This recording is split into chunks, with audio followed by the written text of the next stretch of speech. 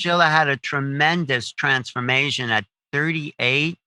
She was very sick, out of it, not very happy.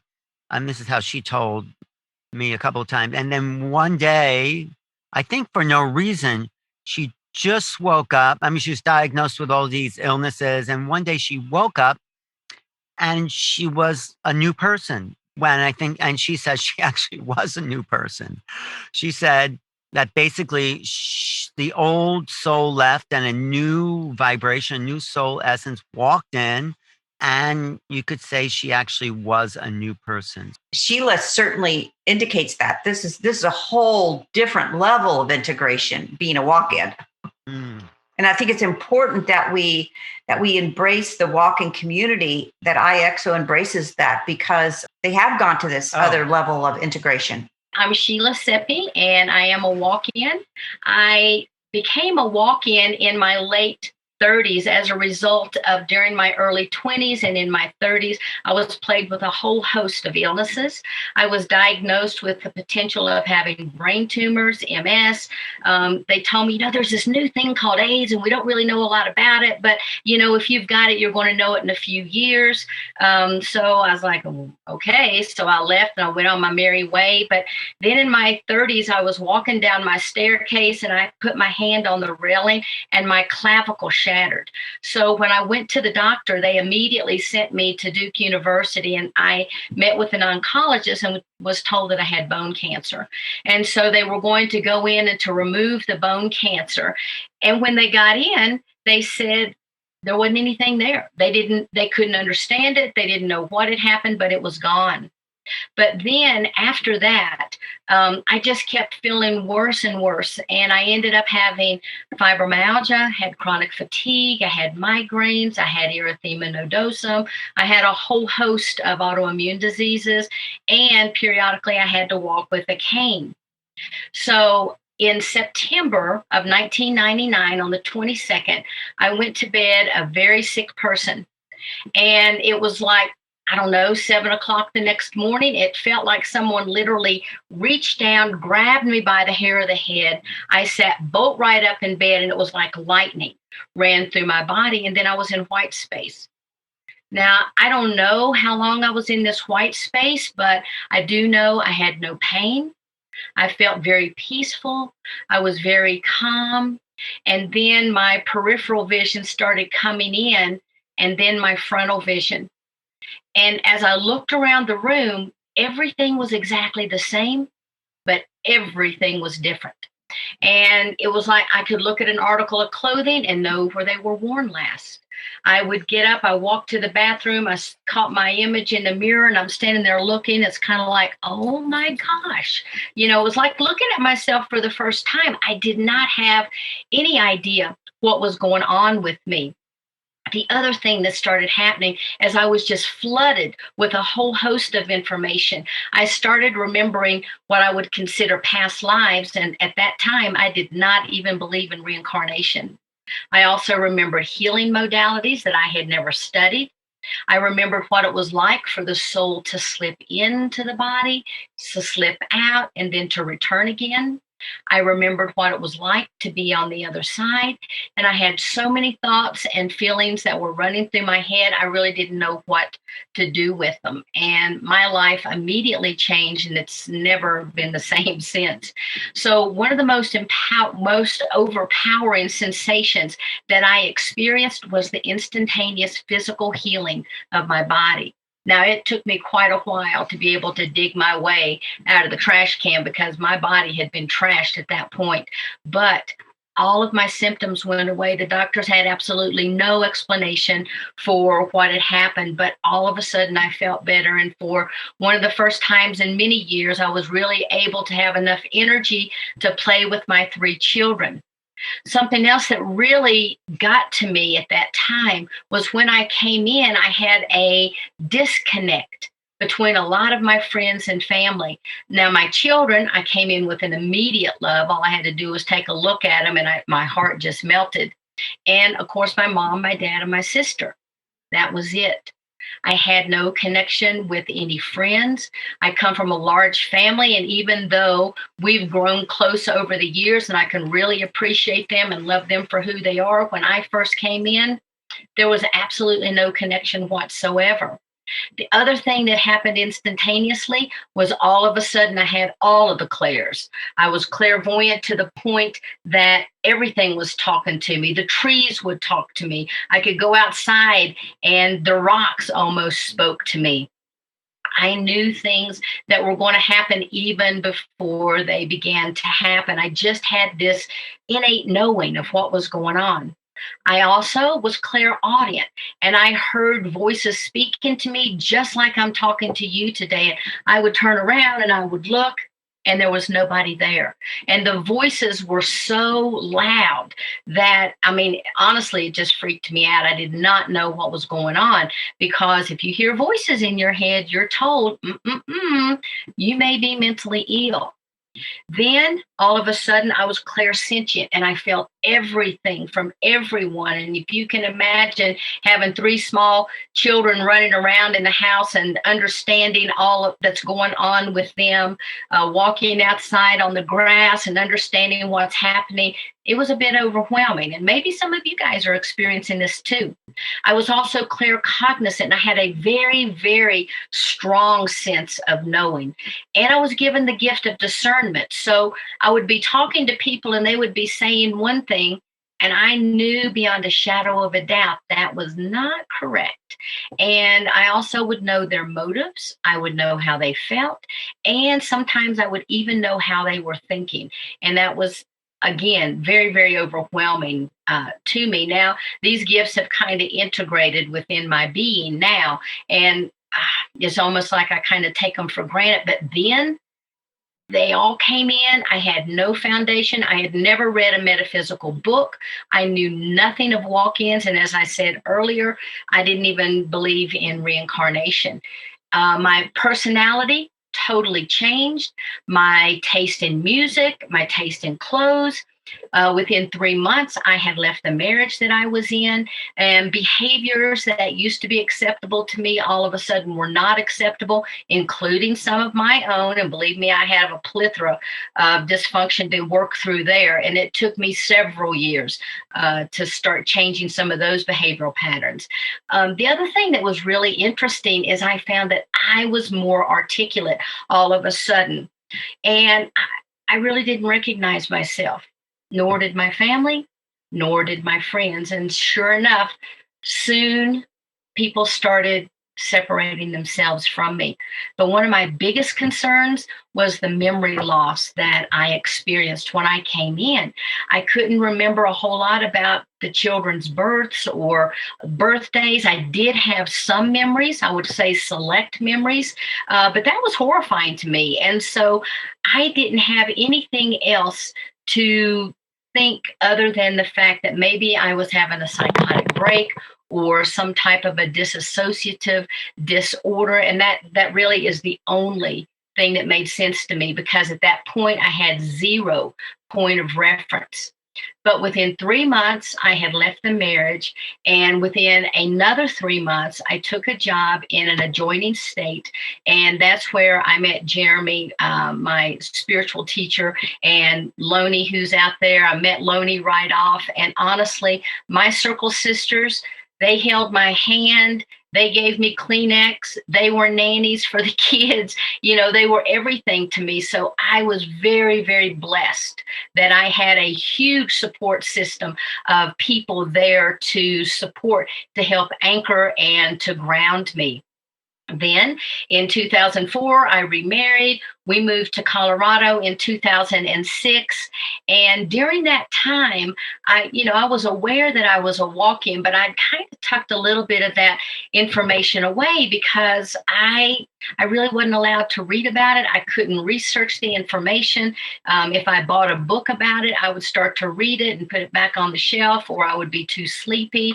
If I went to research something about walk-ins on the internet, then the internet would kind of go on the blitz, or my computer. One time my whole computer crashed.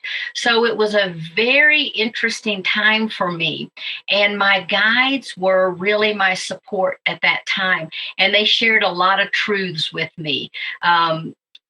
One of the things with Jeremy that I had learned was the shamanic path. And that really is something that I feel like saved my life, because it anchored me, but yet it allowed a escape from everyday life. And I could travel to the upper world or the lower world. I could work in the middle world. I could meditate, but I was out of the everyday situation. And that was kind of like a mini vacation for me. And then in 2012, I started studying with a group, and we were going down to New Mexico. But on the way, we had stopped at a hotel to stay the night. All of a sudden, I had this overwhelming urge and sensation. I was told, go lay down. You have to journey right now. Go lay down. So I did. And there was a ton of information that came through to me. But the biggest piece that I remember is there was an image of a man that showed up in my journey. And when I asked him who he was, he said, well, I am Arcturian, and you're Arcturian too. Well, at that point, I never even heard of an Arcturian, but I wrote the information down, and I was so excited when I found out that there was actually a word Arcturian on the internet. And that was the first time that I really started doing some research about that. But I wasn't researching anything about walk-ins again, because like I said, up until this time, actually up until the time that I wrote the book, everything that came to me was purely my knowing and my knowledge alone. And I think that that's what the guides had intended. They did give me spiritual teachings, and some of those I share in the book that I wrote. But by and large, that's the only place that I got any information about walk-ins. So I kind of tucked all of that information away. And then it started resurfacing again. I wanted to know more and more about being a walk-in. And so I was very fortunate to be at a conference, and a friend of mine, Gary Gillum, introduced me to Barbara Lamb. And I talked with her and said, I'd really be interested in getting a past life regression. So she said, okay, well, I'm coming up. I'm going to be recording with Gaia, and I think I have time for one. So just give me a call, let me know, and we'll set up a meeting. So we did. And it was absolutely wonderful to begin working with her. And one of the things that I discovered is that prior to my incarnation, that I was part of an overall collective. And that back in the 80s, this collective heard a cry go up from Gaia. And she was calling out for assistance, and we came. Now, Dolores Cannon talks about these cries going up from Gaia, and people who come, not just collectives, but star beings from all over the universe began coming into the earth back in the 40s. Actually, I think it was right after the atomic bomb, the first wave of volunteers came in. And so we were like the second part of that second wave of volunteers that came in. And we were working with the energies of the crystalline grid system of the planet. So when the natal soul of this body, the original soul, cried out to be released, it was decided by the collective that I would be the particular aspect to come in. Now, I've also learned that I was multi-dimensional, and I've learned this through past life regressions. I've learned this through a variety of sessions with very talented healers, and the spiritual lineage that I guess my multidimensional self was, and all of those who were in this collective, we sort of kind of melded together, and they too were bringing in all of their multidimensional aspects. But I found out that I began my spiritual journey in the realm with the Elohim, helping them to create other angelic beings.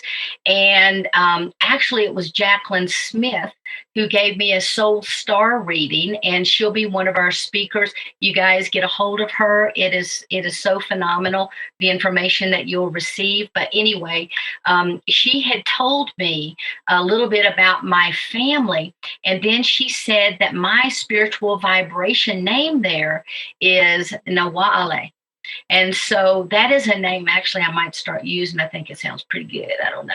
But anyway, so after that, I left the realm of the Elohim. Then I had numerous lifetimes throughout. I was Palladian, Syrian. I've been Arcturian, Mantis. I've lived on most all the planets in the Andromedan system, in this system. And a lot of this information was confirmed to me by different channelers that I worked with that had absolutely no idea what I had been receiving from my guides, but I really, I just didn't want to speak that. I also learned that I carry the Christic energy of the Christ consciousness path of awareness and love. And then working with Maya Nartumid, who you're going to hear on Sunday, I found that actually that there is a connection, and part of my soul lineage is with both. So when I leave this incarnation and drop my robe, which is what we call the death process, but when I drop my robe and I go back to the other side, I'm going to return back to that Christic energy and to my collective, where I'm going to continue to work with the Earth's collective consciousness and the Earth grids. And we are infusing them with light codes for unconditional love and spiritual awakening energy, and really helping to prepare the humanity that's on this planet, and to assist with the ascension process. So when I incarnated, one of the things that my guides had told me is that when we incarnate, we have what's called a Shantias Khan. Now, a lot of people call that their oversoul. So whatever works for you. But I was told that it was the Shantias Khan. And that Shantias Khan holds all of the memories from all of the other lifetimes that we've ever had, all of our experiences, all of our gifts, our talents, all of the lessons. And when we incarnate, it's kind of like this swirling mass of light, sound, and frequency. And all of this energy gathers up and it begins to come down into the human form. Now, that portion that remains attached to the Shantias Khan is considered the higher self. And as it comes down, then it's considered, we call it the spirit. But when it attaches to the physical body, then that's called our soul, or the personality of this lifetime. And so the personality traits that I brought in from my Shantias Khan were more of the Arcturian. And of course, those of you that are Arcturian, you know that we're kind of like no nonsense. We just get it done. We can't understand when people are dragging their feet. It just absolutely drives us crazy, because we're very goal oriented. We're very movement. We have a lot of flow about us. But the other thing is we have an immense love for humanity, and we want to be of service. And we love to work with light, sound, frequency, and healing vibrations. And that I'm able to do in my office. But because this collective was already here when the soul cried out, I really had very little time to prepare. But it is my belief that we have a birth plan before we come in.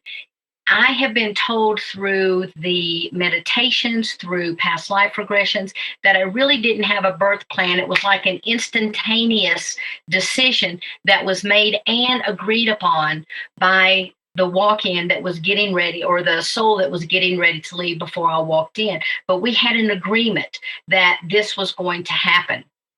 And so during my experiences, I have felt very guided and guarded and protected every way possible. And I know that there's not a lot of walk-ins out there that are as lucky as I am. And that's one reason why we're having these meetings, we're having this conference, and we also have the website where you can get a hold of me. And if I can't help you, I can put you in contact with somebody that can. So let's back up just a minute, though. What does it mean to really be a walk-in? Or what is a walk-in? Well, a walk-in is a soul that agrees to switch places with another soul that already inhabits a body. It's kind of like one soul out and another soul in. But there is always this agreement between the souls. It's not like a hostile takeover or we're pushing a soul out. And because everything's happened so quickly with my soul, I firmly believe that when this new soul energy came in, it was such that it sat me bolt right up in bed. And that's when the propelling of the natal soul left the body. When I talk with other walk-ins, they've all had profound experiences, but not a lot of people actually remember that switch that occurred. So, as a walk in, they can come in at any place in anyone's life. It depends on the conscious evolution stages that they have set for themselves and where that person is at the time. But the type of walk in I've been talking about is a soul exchange, like what I am, what Emma, what Hildegard is. These are all soul exchange, and Marilyn. So, we're all soul exchanges. But there are also different types of other soul experiences. And I really started discovering this when I did the research for my book. I just thought everybody had the same type of experience that I did. But what I found is there's another group called soul infusion. Now, soul infusion is when you have more of your multidimensional aspect come in. And my son Dylan is soul infused, and he's going to share his story, which was absolutely phenomenal. The other type of soul experience is a soul braid. And when you have a soul braid, it's you have two souls inhabiting the body at the same time, but they are not attached to each other. So they can kind of come in and leave and come back and that type of thing. But with a soul overlay, the soul overlay, if this is the soul, that overlay comes in and literally attaches itself to the soul. And it will stay there and help this soul to either leave the body, and then the overlay will stay. It can help to recharge the body, because sometimes, like in my case, I was just, I was weary. I was sick. I was dysfunctional. I was in a dysfunctional marriage and situation. And, I felt like there wasn't anything going right. My whole life was just going down the drain. And so if an overlay had come in, it would have stayed there until I healed, and then it could have left. However, when an overlay comes, sometimes the soul just needs to leave and be recharged, and then it'll come back. And the overlay during that time, though, has been imprinting on the physical structure. We'll talk about that a little bit later, too. But then there's also what's called soul jumpers. Now, soul jumpers come in and out very, very quickly. And you can have many, many experiences with jumpers. It's not just a one-time thing where it is with a soul exchange. So with soul jumpers, they can come in just a matter of days. They can stay literally just hours. They can be there with you for weeks or months, but it's something that's very, very short term. But they too will imprint on the physical body and the soul of the person that they have jumped into. And so when they're gone, a lot of people reported to me that they had this kind of like a feeling of loss, or they didn't understand why they were just having all these new thoughts or feelings. And some of that was from the imprinting of the new soul. Then we have what's called soul layering. Now, soul layering is where multiple aspects of the multidimensional soul comes in at one time. So, it's kind of like your fingers. They all come in, but at any one time, this one might come forward and it comes back, and this one might come forward and come back. And so they have this little dance, and they interact on whatever degree that they need to interact so that they get the given experience. But they're all part of that natal soul that came in. It's just that they get activated through like an accident or something that can, maybe a severe illness. But when they're activated, they just kind of move forward and back.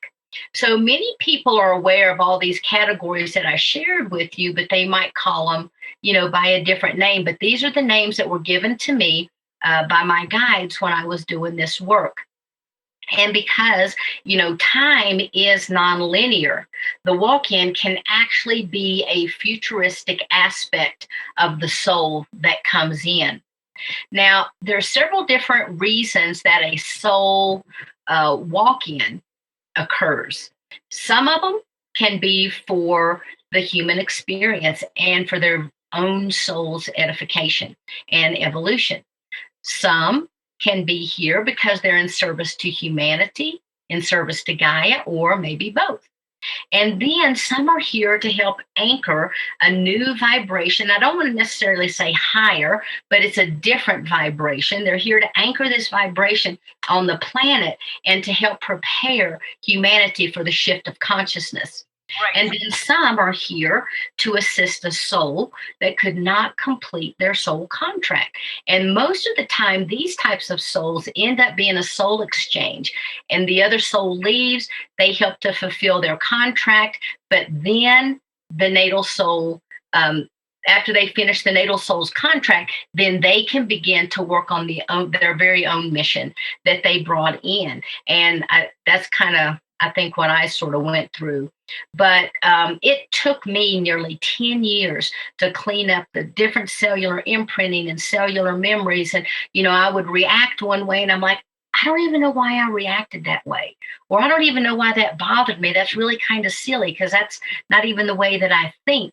But I had all of this cellular memory and imprinting from the other soul that I had to clean up. But I also want to talk just real quickly about the walk out, because the walk out will leave for a lot of reasons as well. Sometimes you'll have a starseed that comes in as a natal soul. Now, Earth is a very hard planet that is full of duality, and some souls really just can't handle the insanity here because this is a very hard planet. Some souls come in and then all of a sudden, they feel like they're trapped here. They can't breathe. They can't suffocate. No matter what they do, they have this doom and gloom over them like, oh my God, I got to get out of here. And then there's other souls that actually come in and they will serve as a placeholder for a walk-in who's coming in later. And they begin to put in place different situations or different scenarios to help get that soul here. Now, typically, not always, there is a pre-birth plan, as I mentioned, that's put in place. And typically, the natal soul is setting up scenarios and situations for the walk-in to come in, like illnesses, kind of like what I had. People are very, very sick. Some people actually end up having near-death experiences. Some people have severe trauma. They can have the loss of a loved one. I know one gentleman told me he became a walk-in after his young son died, and he was just so distraught, he just really gave up. You can also have physical trauma, such as you can have the emotional abuse, but you can also have physical and sexual abuse that will bring about a walk-in situation. Now, a lot of people also have automobile accidents or other accidents. Some people will slip and fall and hit their head. They might have, there's a whole plethora. You just imagine the accidents that can occur. But most walk-in experiences, once people get here, they have this feeling, and I bet a lot of you guys have experienced this too. You'll have this feeling of separation, loneliness, and you're homesick, even though you don't know where home is. And no matter how many people you're around, no matter how many people hug you, tell you they love you, all of this stuff, you just feel total separation. There also can be a huge disconnect within the family or within friends, because really nobody can understand what you're going through other than another walk-in. You might have a companion that can empathize with you as to what's going on, but unless they've really walked in your shoes, they have absolutely no idea all of this mental turmoil that's going on inside. But there is an exit strategy that can be put in place for these souls to leave and the new soul to come in. And with these exit strategies, it could be like at age 22, I'm going to have an automobile accident. But you know what? I'm really not ready to leave yet. So at age 28, there is another accident, or there's a surgery, or there's a near-death experience. So we set up for ourselves many, many different opportunities in which we can actually exit. So because the soul experience is a reciprocal agreement between the natal soul and the walk-in soul, that natal soul still has some degree of control over what's going to be happening. Now, when these walk-ins come in, I shared with you that I'm from what's called a collective, but there are some people that remember exactly the location that they came from. Some people will say, hey, I am here from this system, or I am here from this planet. They know. And most walk-ins are either star seeds, dimensional seeds, indigos, crystals, rainbows, warriors. And warriors are those souls that really travel throughout lifetimes and throughout the entire universe, just kind of gathering information like they're a reporter. They really don't engage a lot in this on the planet. They really can't connect with people, but they're just kind of traveling around. And sometimes they're just kind of like the la la la la, kind of people that just they don't feel like they're grounded. They're like, oh, I'm over here. Now I'm over here. Those can be wanderer souls. Now, walk-ins aren't new to this planet. And actually, I was flipping through Ruth Montgomery's book last night, and her guides had shared with her that Abraham Lincoln is a walk-in, which, you're going to get to meet his walk-in, but also that Albert Einstein could have been a walk-in. And the list just goes on and on. Some people think that Tesla was a walk-in. Some people say that Jesus Christ was a walk-in and that his spirit came in when he had the baptism with John the Baptist. I don't know, but these are things that other people's guides report to them. But I dare say that walk-ins have been here as long as we've had people on this planet. Now, a majority of the walk-ins that I know will agree that we are not here thinking that we're like superior than anything or anyone else. We don't operate from that place of ego. As a matter of fact, we have a hard time dealing with ego, although some people might think that we're ego driven just because we're so mission focused. We've kind of got some blinders on sometime, but really there's just no room for ego. Some people are here, some walk-ins are here to experience, to grow, and to evolve, as well as to be in service. But I also think that we are here helping to change the DNA structure from our carbon-based bodies to more of a silicon base so that we can hold more light and we can anchor that frequency that's coming in. But we have to do our work. We have to clear our cellular memories. We have to clear this imprinting. We have to be open so that we can bring in more light and hold in more light. But one thing I do want to share with you, I think that we're here to listen to the voice of spirit and to rediscover who we are, that we heard the call and we came. And all of us are equal. Every one of us is equal.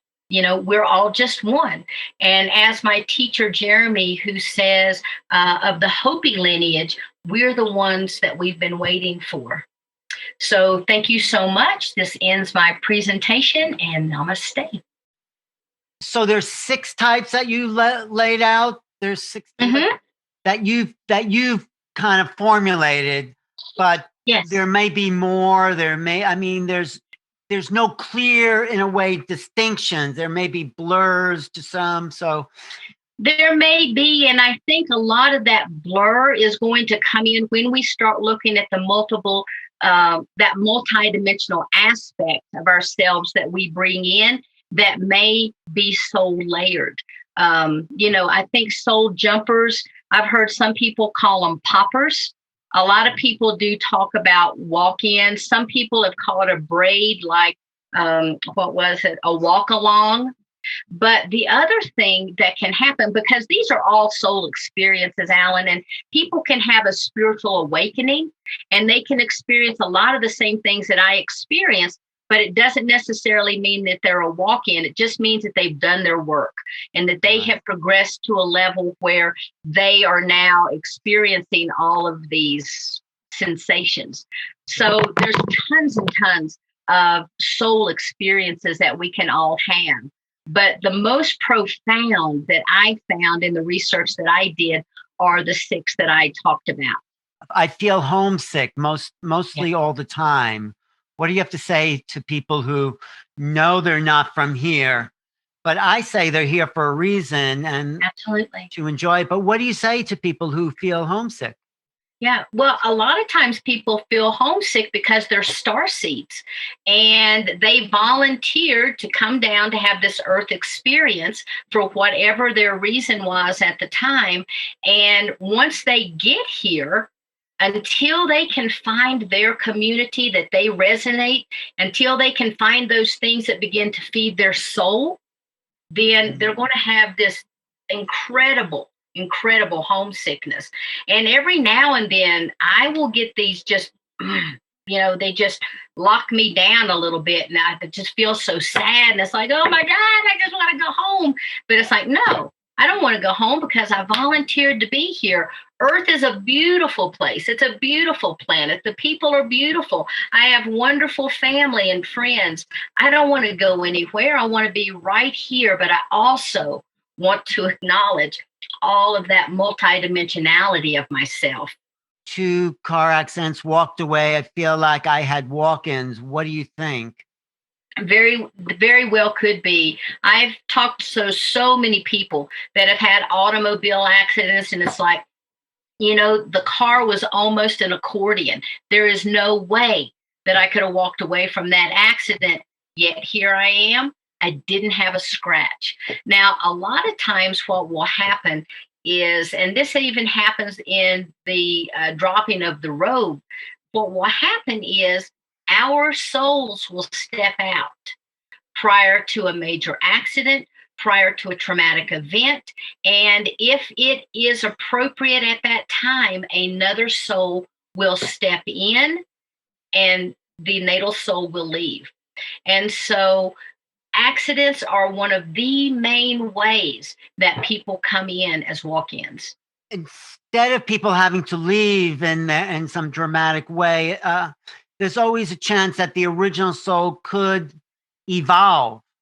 Absolutely. And talk about, if people want to leave, I guess that's their choice, but talk about that evolution, because what do we really need to do, to evolve the soul as it is? I think this is another aspect of that.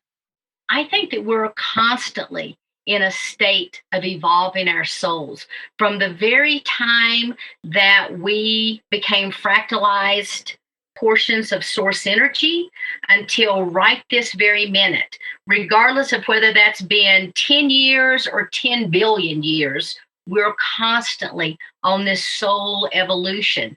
Now, I have heard, and in some of my meditations have been told, that not all planets are like Earth, that there are a lot of planets that remember everything about all of their other soul incarnations. But when you come to this planet, there's a veil of forgetfulness that comes over us. It's like we have this soul amnesia and we don't remember who we are, where we're from. We remember nothing about that because the experience of being human is remembering that we are actually a divine aspect of source, and to remember that we are a multidimensional aspect of all that is, that we are a collective, and at any point in time, all we have to do is work to connect in with our higher self and to pull more of that energy down.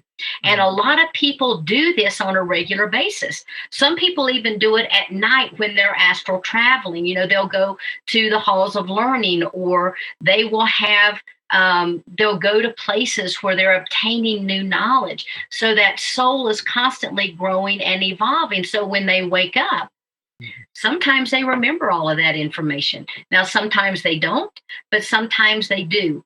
And when they do remember it, then they're kind of like a different person that's waking up.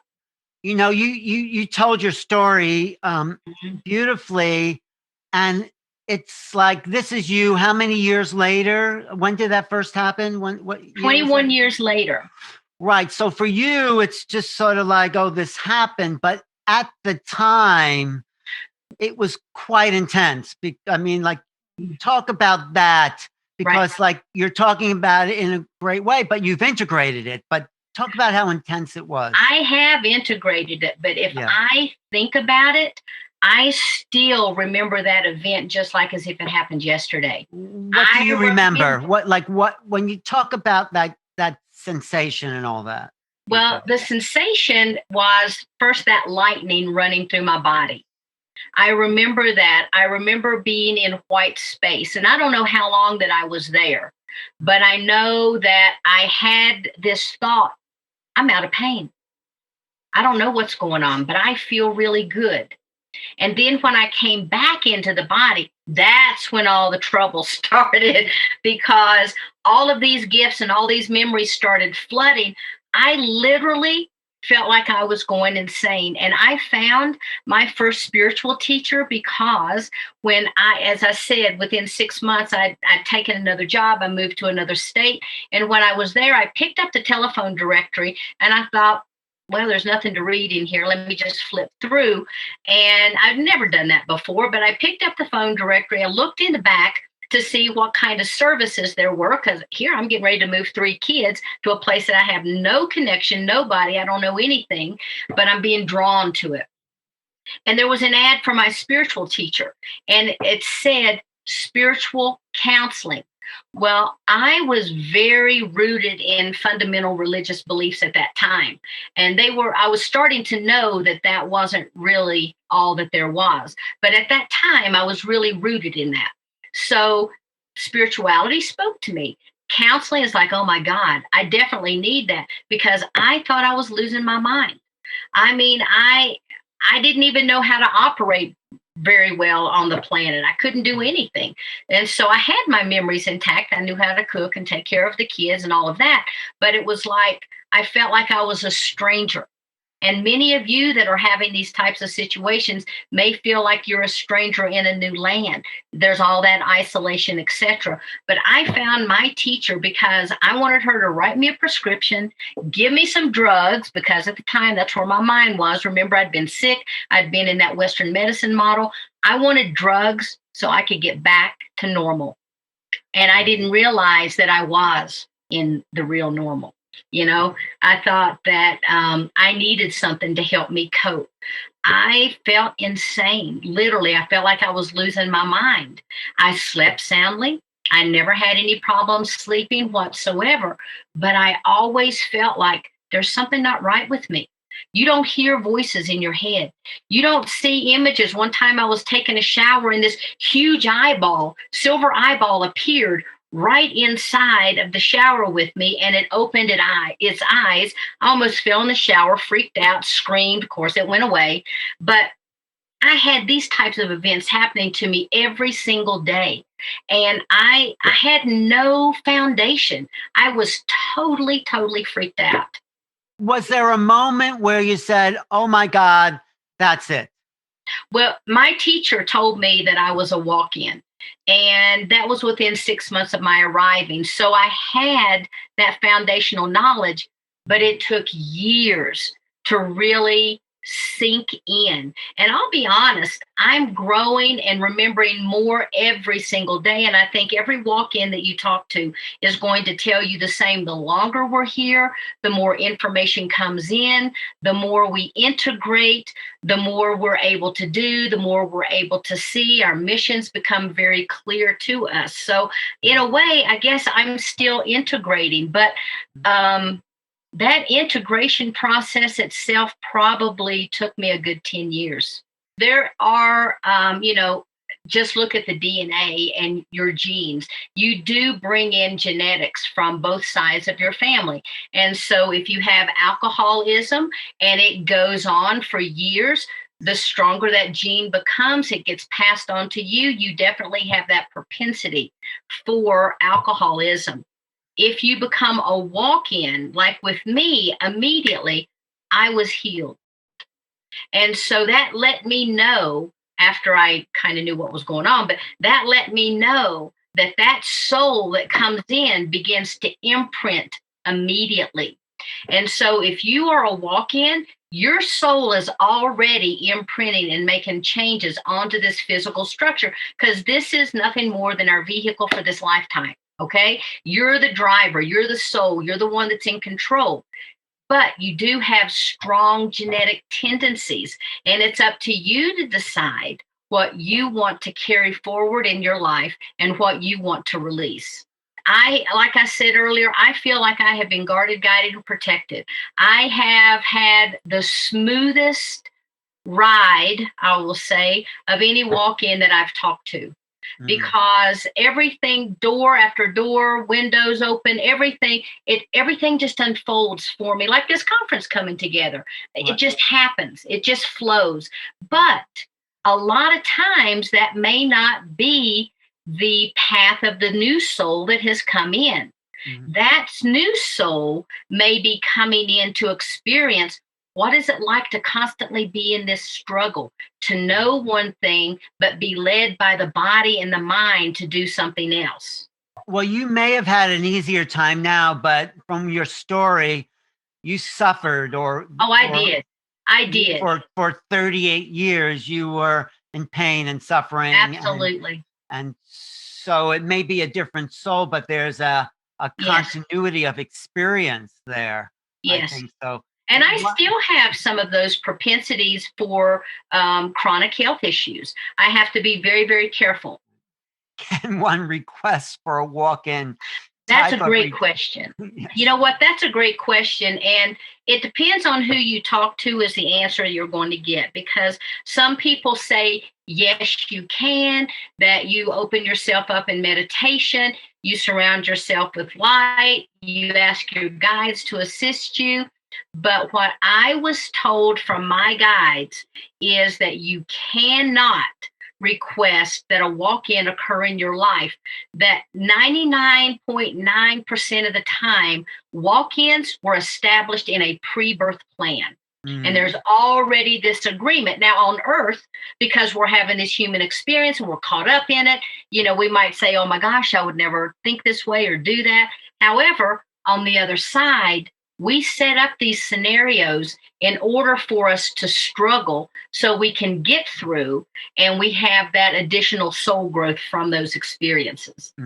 Community is a great place to start. So whoever is writing this, please go to Cosmic Souls on Earth, put in your information, and we will definitely get a hold of you and let you know when our next meeting is, because, I know even having community and stuff, I didn't have the walk-in community, and not having that connection, I craved it. And as a matter of fact, that's one reason and one way that I met Rebecca Hardcastle is in talking with her, because I craved community of like-minded people, because when you get walk-ins together, we know what each other's talking about. Right. We've been there.